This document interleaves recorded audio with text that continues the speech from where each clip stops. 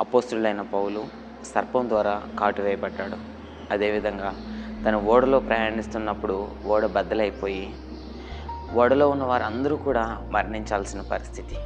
సాతాను దేవుని యొక్క సువార్తని అడ్డగిస్తూ అపోస్తుల జీవితంలో తను ఎదుర్కొంటున్న పరిస్థితుల ద్వారా తను చనిపోతాడేమో అన్న పరిస్థితులన్నిటిని కూడా తయారు చేస్తూ ఉంది.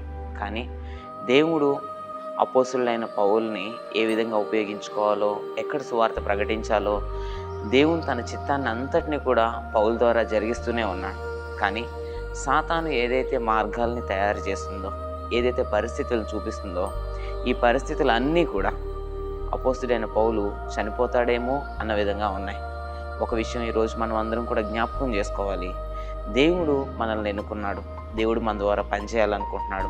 ఈరోజు సాతాను కూడా మన హృదయాల్లో ఎంతో భయాన్ని పెడుతూ, ఎన్నో ఆలోచనలు పెడుతూ, పరిస్థితులను పెడుతూ దేవుడు నా కోసం పనిచేయడేమో అనే విధంగా తయారు చేస్తుంది. కానీ దేవుడు వాగ్దానం మన పట్ల మనం కలుగున్నప్పుడు ఆయన యొక్క చిత్తాన్ని మనం స్పష్టంగా చూడగలుగుతాం. ఈరోజు పరిస్థితులను చూడడం పక్కన పెట్టి మనం బైబిల్ తెరిచి దేవుని యొక్క చిత్తాన్ని మనం వెతకగలిగినట్లయితే దేవుడు మన కోసం ఏ విధంగా పనిచేస్తున్నాడో ఆ పనిని మనం చూడగలుగుతాం.